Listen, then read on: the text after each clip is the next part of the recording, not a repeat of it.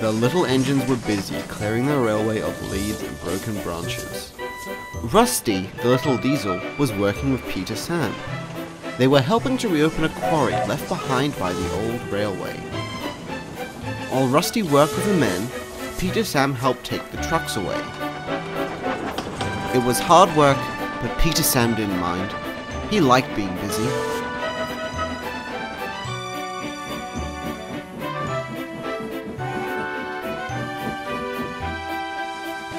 Late one night, he was taking the last train home.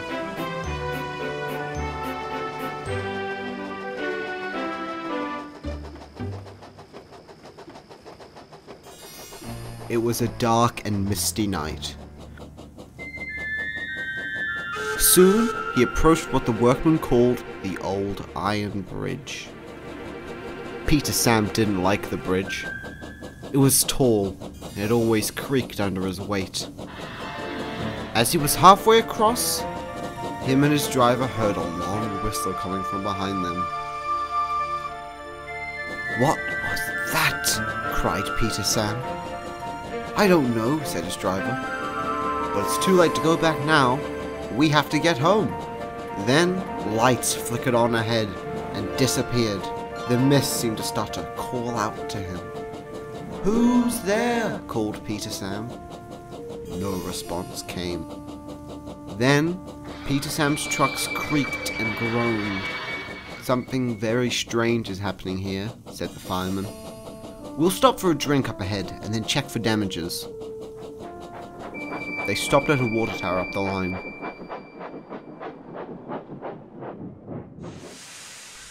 Peter Sam felt much better after a drink. The driver and fireman checked the trucks up and down, but they couldn't find anything wrong. "Everything seems in order," said the fireman, but it wasn't. As they were about to set off, the old couplings on the truck snapped, and the truck shot down the hill. "Oh no!"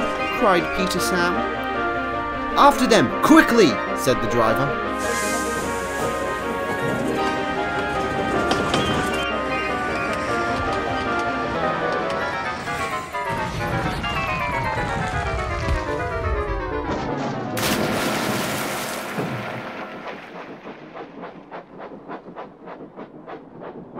The driver sighed. "This was our fault. We didn't secure them properly. Oh, we'll need help to get them out now. The thin controller is sure to be annoyed." And he was. The next morning, he spoke severely to Peter Sam and his crew. "You are to shunt trucks in the yard until I'm sure I can trust you again." The others laughed at Peter Sam. "Fancy that! Losing your trucks on a hill, tease Sir Handel. You don't understand. We heard something," said Peter Sam furiously. "Oh, was a ghost out there tonight?" laughed Duncan. "Scared it's gonna come after you and your special funnel? What rubbish!"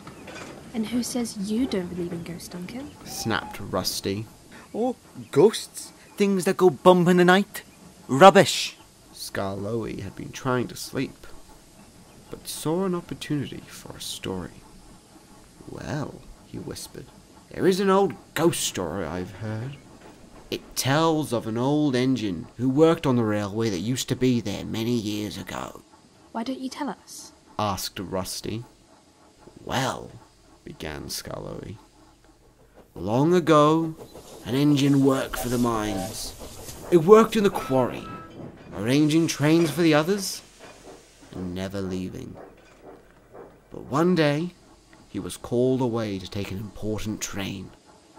No one else was available. He left the quarry for the first time in years. It was night when he returned. On his way home, he had to cross the old iron bridge. Mist swirled, and his light flickered. Suddenly, without warning, the engine lost control and... "What happened?" asked Peter Sam. Skarloey paused impressively, and then whispered, "He fell to the swamps below." "He was never seen again," continued Skarloey, "but many workmen will tell you, when the moon is full, You can see the little engine trying to get home, but he never reaches the other side. "What nonsense!" snorted Sir Handel. "Well, what did you think of it, Duncan?" asked Skarloey. He noticed the little engine was shaking a little. Rubbish. Yes, rubbish," said Duncan nervously. "Things that go bump in the night, all that. Your nonsense." And he puffed away. Later, while Peter Sam was shunting, some workmen arrived. They had investigated the quarry. Here's what made the noise. And he produced an old rusty whistle. "But we saw lights as well," said Peter Sam. "They were insects," said another workman. "Ones that shine brightly at night. Some do find them rather spooky, though." Suddenly, Peter Sam's fireman had an idea. "What do you say we make Duncan see a ghost?" The next morning, they spoke to Duncan's driver and fireman, who agreed. "We'll do it tonight." Duncan was to take coal trucks to the quarry, and then bring some more trucks back. As part of the plan, he had to cross the old iron bridge. Haunted bridge. It's as tame as a pet rabbit. But all the same, he kept thinking about Skarloey's story and the old mine engine. Hope it is at least. The afternoon was just beginning as Duncan arrived. Rusty was there already. They had been told about the plan too, and smirked to their driver. When dusk fell, Duncan was keen to leave. "If we don't go now, Skarloey will take my favourite place in the sheds," he argued. "Well, we can't go until we've got all our trucks," said the driver. Rusty idled up alongside. They were about to leave with their own train. They could see the plan was working, as Duncan was nervous. Rusty chuckled and rolled away. Oh, and mind the ghost tonight, Duncan. They called. When night fell, they set off. "We best be off now. Come along, Duncan." About time.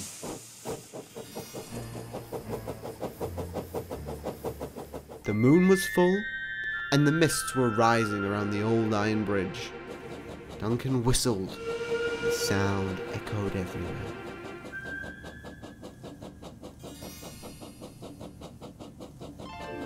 Soon, the old whistle was heard echoing through the valley.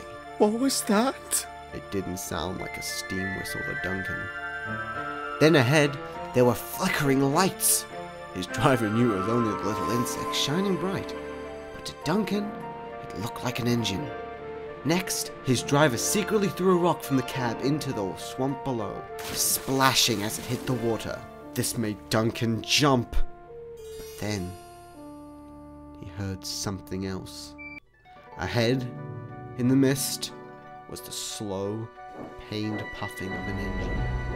A bright light broke through the insect's glow. Who's there? No one answered.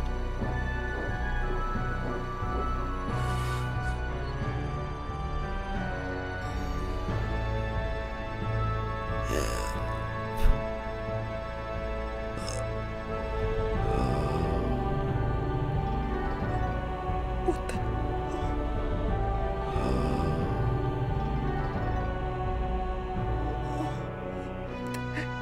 It's the ghost! Take me back! Take me back, please! As soon as Duncan was safe back in the quarry shed, he closed his eyes as tightly as he could. The driver and fireman both laughed. "Oh, spooked are you, Duncan?" they said. No! He wailed, I'm asleep! and he refused to open his eyes. But he did, though, when he thought his driver wasn't looking, just to make sure it was still there. But who knows what Duncan really saw that night? Perhaps it's a story for another day. Although we all know there's no such thing as ghosts.